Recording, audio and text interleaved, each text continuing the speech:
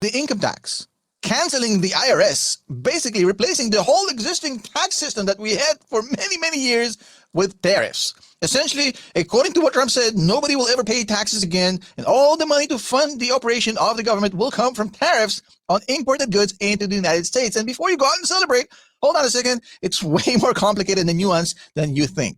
Now, first of all, if there's one thing I know, I wouldn't get too early on the celebrations here because governments tend to find different ways to squeeze money out of us simple people, and I'm sure this time is not going to be different.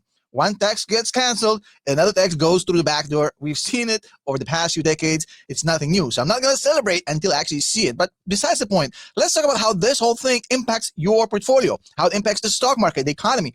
This is a cataclysmic change. We're not talking about a tax reform. We're talking about the tax overhaul that we haven't seen in 100 years. This is insane. Now, currently, there's two plans floating around. And much like, for the better part of his career, Trump has been very good with managing television, with creating smoke screens and head fakes and headlines and spins.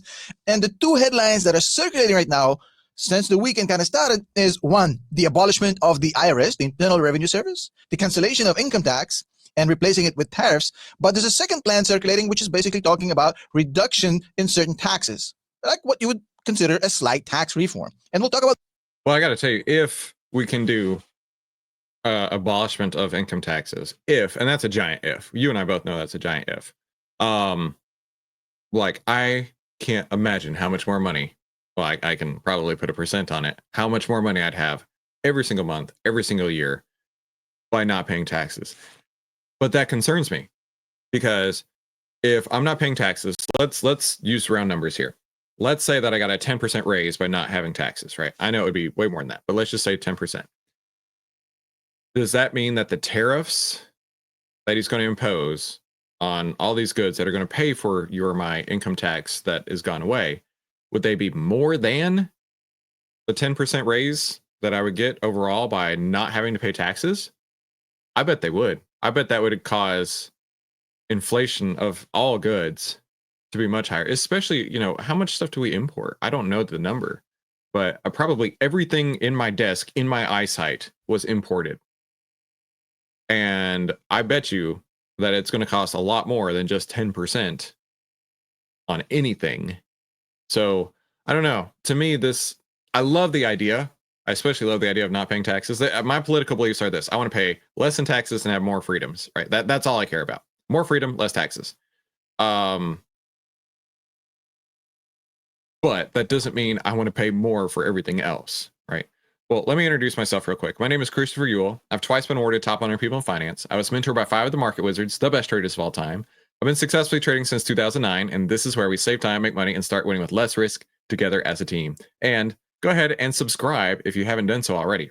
Don't forget that only price pays. So let's continue on to see what Tom's saying here. About both today. Now, right now, you're paying a whole bunch of taxes that you don't even think about. You have income tax, you have capital gains. If you're a corporation, well, you have corporate income taxes, you have payroll taxes, you have estate taxes, you have sales tax, you name it. There's a lot of taxes that we're paying directly, indirectly. Trust me, it's a lot. Now, out of this huge list of taxes, the one biggest earner for the government in every country, it's not a US specific thing, but the biggest tax element is the income tax. This is where the butter is. This is the big kahunas, right? We're talking about $5 trillion of tax collections per year for the government from us normal tax paying people. So $5 trillion gets collected every year from income tax, which is by far the largest item.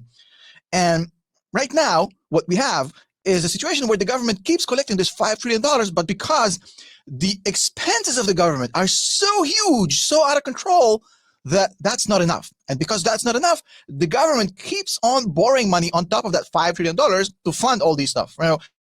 The wars. Which is why what Elon is doing, right, with the Doge, and he's coming through and he's just like wrecking entire departments, wrecking entire, U.S. aid, just basically upended. Right. I don't know how far and wide he's going to go. But you remember when he bought Twitter and he axed like 80% of the employees in the first week, and people were like, oh, Twitter's just going to collapse and implode. No, bro's profitable now. Like, Twitter went from losing money hand over fist to now making money. And that's because he gutted all these extra expenses. And he's applying the same thing to basically the United States of America, which I'm all on board for. I think that's a great thing to have happen. I just don't know, like down the line, what these consequences are going to be, right? How do you have this giant bureaucracy that pays for things around the world, does whatever it's doing, and then overnight you axe that, right? But then again, you look at like so I have a friend that's an ICE agent, and for the last 4 years he had nothing to do. Like he said he hated his job, he hated the people or everyone that he worked with hated it because they were hamstrung, they couldn't do anything. And now dude is basically on planes every single day taking deportees back to where they came from, right? So this is a good thing overall, I think. I'm just trying to conceptualize how this is going to work out, right? How are we going to make this work with no taxes? The roads, the education, the initiatives, whatever that may be, that whole thing basically ballooned the US debt by 2x over the past 10 years. We have doubled our national debt in just less than a decade because the spending by the government was so high, way higher than that $5 trillion. Well, I mean, I bet the Biden crime family had a little bit to do with that, just saying. Now, that's a problem that's currently being addressed by the DOGE, the Elon Musk Department of Government Efficiency, that's supposed to alleviate the problem, maybe even, it's Elon, maybe even solve it all completely, altogether, I don't know.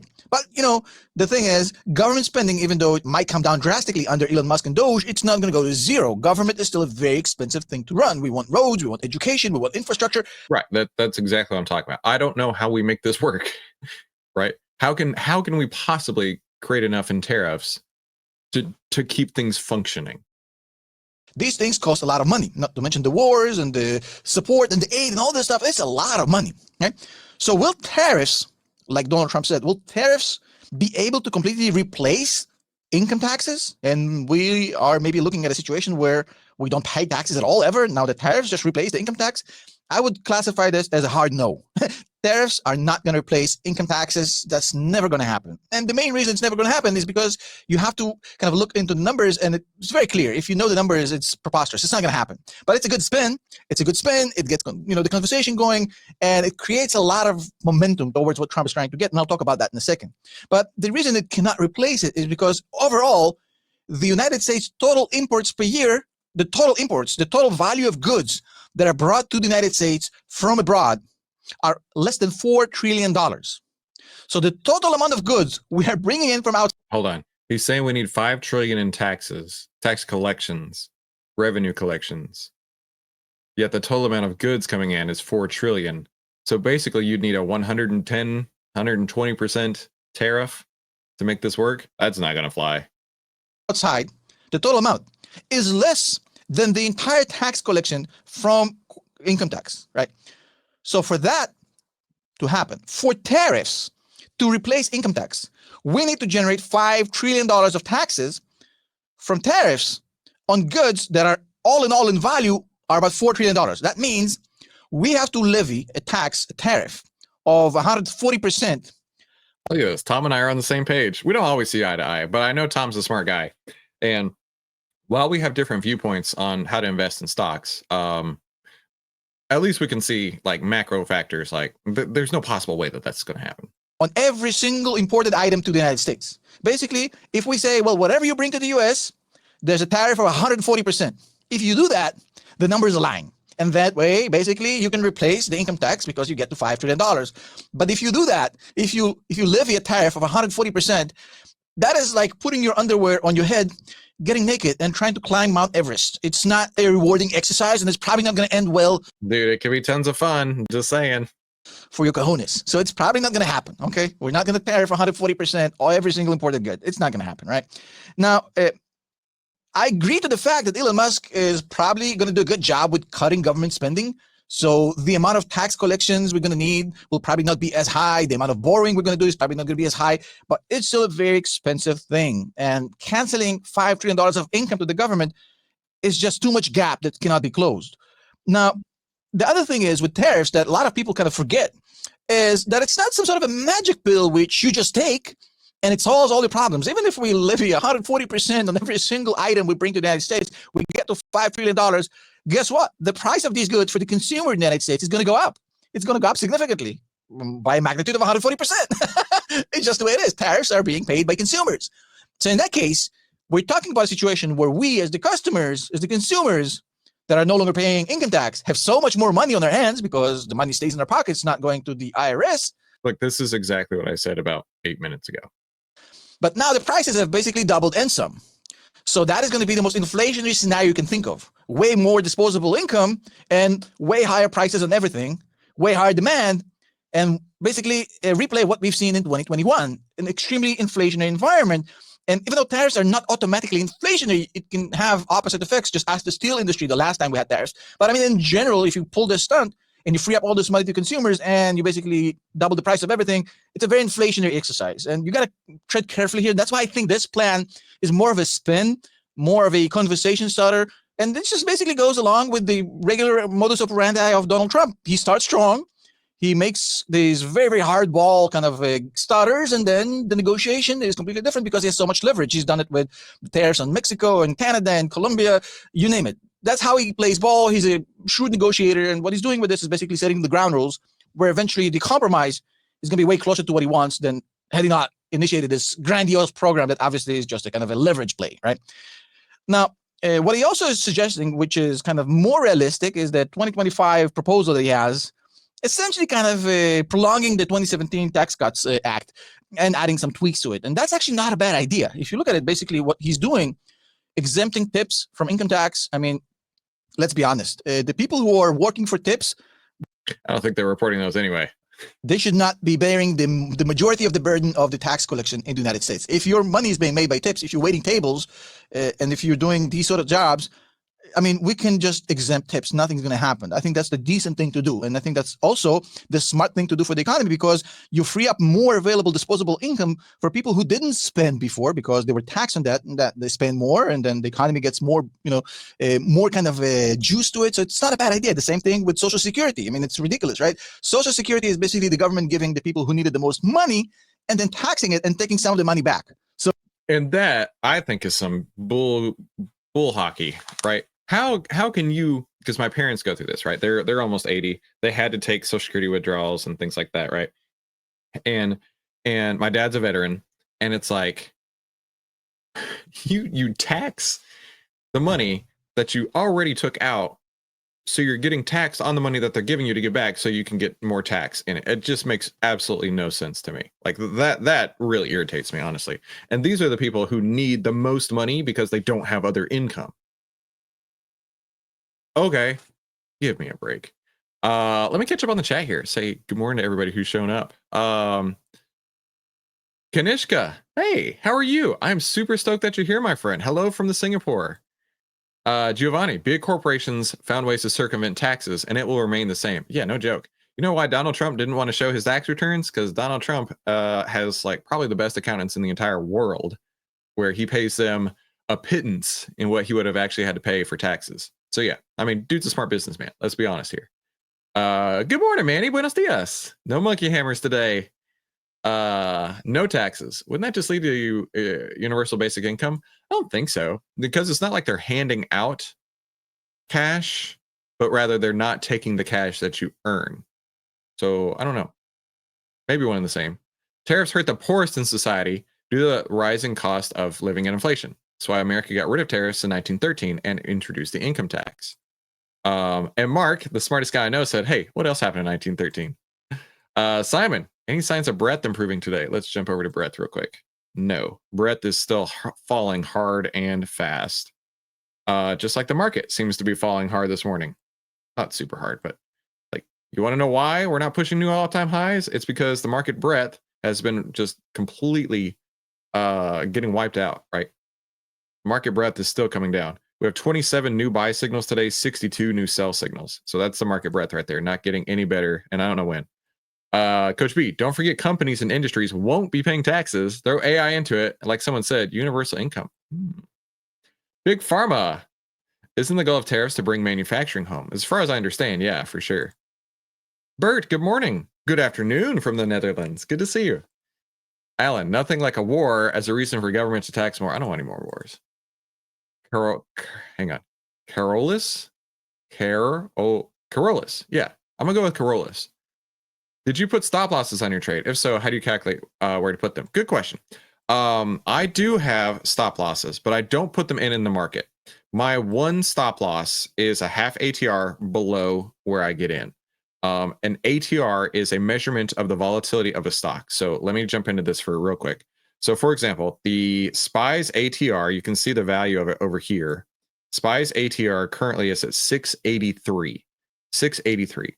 So if it goes down by half of that amount, so 683 divided by 2, let's just call it 340, right? If it goes down $3.40 from where I get in, that's the market telling me, you know what, this isn't working out. You should go ahead and close your trades. Here's the other thing too. Never marry a trade, right? Never marry a trade. Because if it doesn't work out, if it goes against you by half an ATR, then that's the market telling you now's not the time to be getting into this, right? And if it does go against you by half an ATR, just be cool with it. Just life. You got to move on. You don't have to sit and hold it and run it down. Basically do a run on the border of Mexico with how this trend is pointing right here. You don't have to do that. Okay. You can do the opposite where like this one here, Alibaba, like, yeah, moonshot right there. That's what you want to see, right? And during this time, when this crossed over here, I don't think it had any half of an ATR pullback. This is what you want to see when you're getting into a stock. This is what you want to avoid. If it's hitting your half ATR, it's telling you the stock isn't going to work out. And that's okay. Just be okay with that. Be okay with a losing trade. That was something that Larry Hite, one of my mentors, he was the very first $1 billion hedge fund manager. We went back and forth for like 3 hours. And I swear 2.5 of those 3 hours was him repeating the same thing over and over and over. Learn to take a loss. Learn to take a loss. Let's see. Good question. Hey, Rob. Hi from Yorkshire. Good to see you. Giovanni, deflation is the reason why the government is hiking up the tax creation. JG, any thoughts on Serve Robotics? I'm up 26% and thinking about taking profits. Overnight's not looking so good. JG, drop that ticker symbol in the chat. I'll take a look at it real quick. As Chris was saying, don't put half ATR automatic stop loss in your broker. You'll be closed before you want it to. Yes, right. We've all been there where it just wicks down and then comes back up by the end of the day, right? We've all been there. I only trade at the end of the day, and these are some of the reasons why I only trade at the end of the day. So thanks for pointing that out, Rick. I'm not good at getting out. Well, you got to get good at getting out if you're going to get good at staying in the market. Okay. If you're going to stay in the market long term, you're going to have to get really good at getting out. Giovanni, I don't understand. Serve price is going up while the business is going down. You don't have to understand. Nobody's making you understand, right? Don't worry about it. Serve. If the business is going down, yet the price is going up, you guys know where I'm going here. If the business is going down, yet the price is going up, who cares? Only price pays. Only price pays. I don't follow crypto. Mark, how we are jumping from tariffs to UBI? Are we just assuming perpetual liquidity by some form of QE? Not 100% against UBI, but by the way, money printer go burr sounds like a recipe for disaster. Oh, that was Serve. Okay. That was Serve. Cool. Giovanni with the cheers. Or he put a oh snap. Okay, let's continue on with Tom's video here. So it's a little bit preposterous, and basically him saying, well, look, we're not going to do that. We'll just give you whatever you deserve. And if you need Social Security, that extra tax we're collecting is just decency. Human decency obviously has nothing to do with it. But again, freeing up more disposable income to the most problematic low socioeconomic people in the United States, it's an economy booster. Same thing with overtime. No more taxes on overtime, right? Again, people who have to work overtime probably are not billionaires. Again, you free up more disposable income. Obviously, that's the decent thing to do, but also it's a smart thing to do. He also talks about basically keeping the highest brackets. You know what? He's got a great point, right? My brother-in-law works on the railroad, right? He's been working on the railroad. He works overnight though, not all the live long day. And dude works like 80 hours a week, 6 days a week, barely sees his kids. And he's so stoked that he doesn't have to pay tax on overtime, right? That's a huge, huge benefit for him. For income tax at 37%, not raising it back to 39.6, which is again smart because the world is a global competition for tax.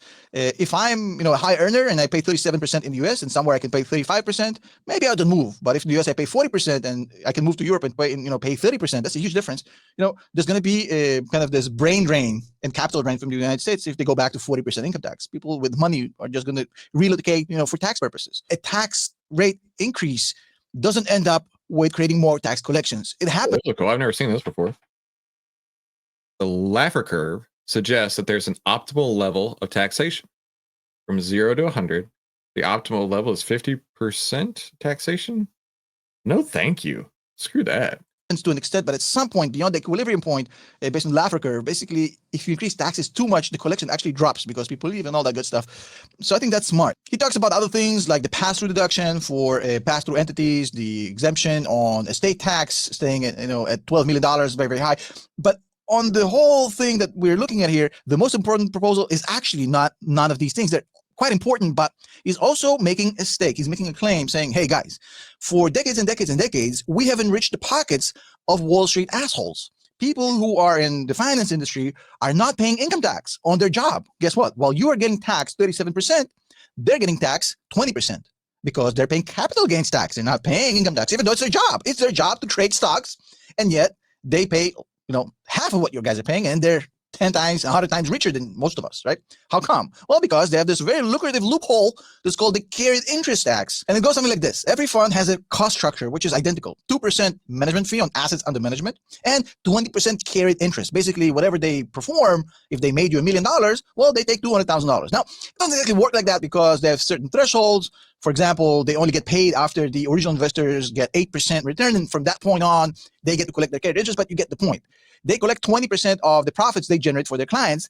And the tax code right now classifies this as capital gains. Guess what? You're only paying 20%. You don't have to pay full 37% income tax. We're talking about a lot of money to rich people with lobby and with the ability to influence decision makers. And that has never been fixed. And Trump is the first president in a long time who's actually going and basically saying, hey, we're going to fix this loophole. We're going to make a lot of money from this loophole because we're talking about lots and lots and lots of billions, lots of billions. On top of it, so what I want to do is shift gears a little bit. And I asked ChatGPT this morning. I said, ChatGPT, dear ChatGPT, when there's no federal income tax, what kinds of stocks would benefit and what kinds of stocks would suffer? And good old ChatGPT, in his infinite wisdom, shone down from a high. He came down from Mount Olympus with 2 tablets. He's saying the stocks that would benefit would be things like disposable income stocks like Amazon, Nike, Louis Vuitton, Tesla, financials, JP Morgan, Goldman Sachs, Charles Schwab, real estate. More disposable income could mean increased home buying. So DR Horton, travel and leisure. More discretionary income means more travel for sure. Marriott, Delta, MGM. High consumer and business spending could fuel more adoption in Apple, Google, Microsoft, Nvidia. Dividend paying stocks, Procter & Gamble, Coca-Cola. But stocks that would suffer would be things like Lockheed Martin, Raytheon. I actually used to work at Raytheon. Without federal income tax, government revenue would drop, leading to potential cuts in defense spending, like at Raytheon. I worked on the Predator and Reaper drone projects, and it was cool. I always wanted to work on the CV-22 Osprey projects, but now I was on the Predator and Reaper drones, but still pretty cool. If government revenue drops, Treasury bonds could lose appeal. So you've got some things like MetLife, Prudential, T. Rowe Price, which suffer. Muni bonds, investors wouldn't need tax-free investments anymore. Good point. Healthcare stocks, if government funding shrinks, healthcare subsidies could subside, like CVS. Companies relying on federal subsidies, like renewable energy and student loan providers, Nexa, SolarEdge, and Navient. Overall market impact. Growth stocks would likely see a boost due to higher disposable income. Government reliant sectors would struggle, and consumer tech and financials would thrive. Do I want to see a breakdown of specific sectors for trading strategy adjustments? No. What I want to do is actually look at a handful of these that they were talking about in ChatGPT, right? So here's Amazon. We got a buy signal January 24th. You can see the greed is continuing to come up into Amazon, but it may have peaked. It might be coming back out. Same with this whole sector here for this discretionary sector. While it showed a lot of strength here as far as the greed and fear, right? So if you want to know how greedy or how fearful things are, you can go into Outlier and look at this value right here for the heat map. In fact, let me make this bigger. You can go here for the heat map, and it'll tell you on a score of 1 to 50 of greed and 1 to 50 or 0 to 50 on fear and 0 to 50 on greed, how deep they are. It looks like Amazon may have peaked around G23. It's now coming down to G22 today. So that may be one that's interesting to you. Let's look at another one that they were talking about. SMCI, that was one of the questions in the chat. did get a buy signal January 28th. In fact, let's go to SMCI's chart. Right, January 28th was here. So personally, I wouldn't have taken it because the trend was currently down at that time. But to see a big move up like that, you always got to be watching for these order blocks, right? Because it's going to come down about 5% this morning, coincidentally, right in time with that order block right there.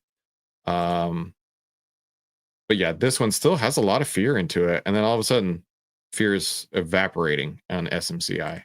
Let's go to the next one here. They were talking about, or someone had a question, I think it was ISRG, healthcare stock, right? We got a sell signal, and you can see how the greed is actually like evaporating really quickly right here, starting to head towards fear.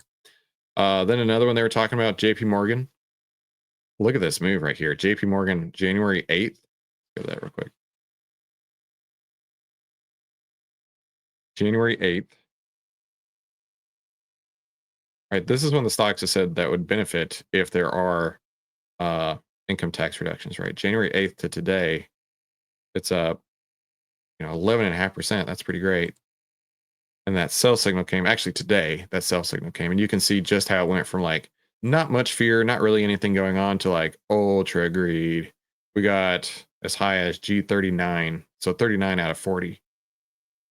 Then another one that was talking about was Goldman Sachs. Same thing here, big move up.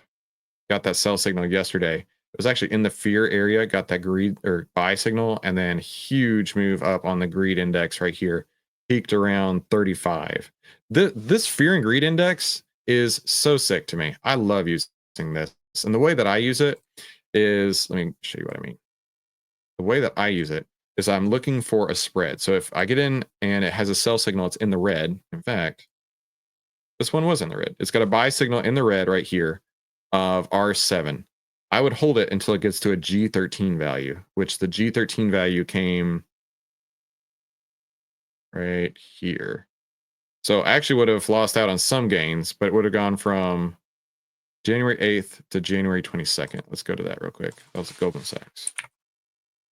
January 8th to January 22nd.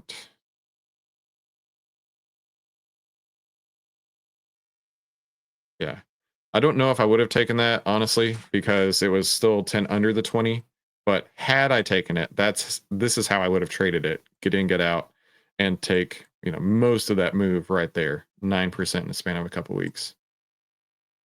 Then another one that I talked about was Lockheed Martin, right? This is one that would suffer, right? You can see it's been on a huge drawdown lately, right? We got that sell signal back in November, it looks like, October 23rd, and then just sell off. You can see it got pretty deep in the fear. It got down to fear of 27, so 27 out of 50. And we did get another sell signal here. So this would have been a buy to close. So the way that I look at it is a sell in a downtrend would be a sell to go short. And then a buy within a downtrend is a buy to close. So imagine you bought puts here and you sold to close those puts right there. And then a new sell signal just came through a few days ago, and it's continuing to move down. That fear is getting bigger and bigger, right? And this is what we're trying to encapsulate here, right? With these buy and sell signals and the fear and greed index, we're trying to tell you when the people are changing their minds, right? To go from really excel to sell, right? And then you're trying to ride that down. You want it to get more and more fearful if you're going short, or more and more greedy if you're going long. That's what I'm trying to get across here. And then the market breadth right now, overall market breadth continues to go down.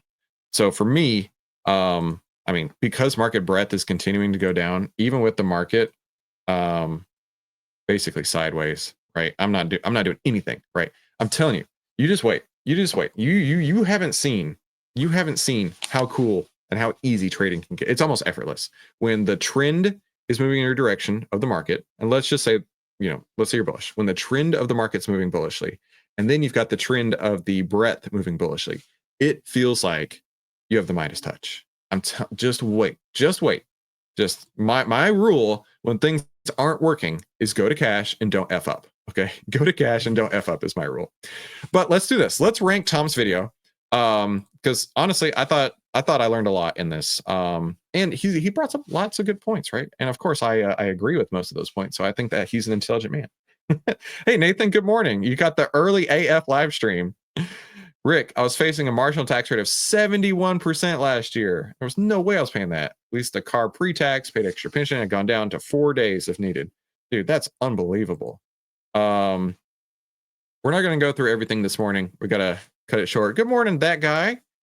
All right, but how would you rank this video? Nathan, no. Nobody gets a 7. No, your vote was rejected. You have to put in a new one. In the Shadows is calling for an 8, 8, 6. Okay, that's better, Nathan. Thank you. Simon says 8. I also would have said 8. So good video from Tom today. Really appreciated him putting the work into this, right? Teaching us a little bit about taxes and how things are going. And honestly, I as much as I do want to make America great again, I don't know how we do that if we're going to set ourselves up in an inflationary environment. But clearly I'm not smart enough to figure that stuff out. But I am smart enough to tell you, you got to get the annual pass. It ends this Friday and saves 64%. I don't want you to miss out. If you're already on your trial, just send us an email and we will get you set up and moved over to that annual pass. And of course, tell me what you're trading in the chat. And don't forget, only price pays. Be sure to come back tomorrow or we'll help you save time, make money, and start winning with less risk together as a team. Now, YouTube is going to pop up a couple recommended videos. I recommend you watch one of them. I also recommend you have a fantastic day. We'll talk soon.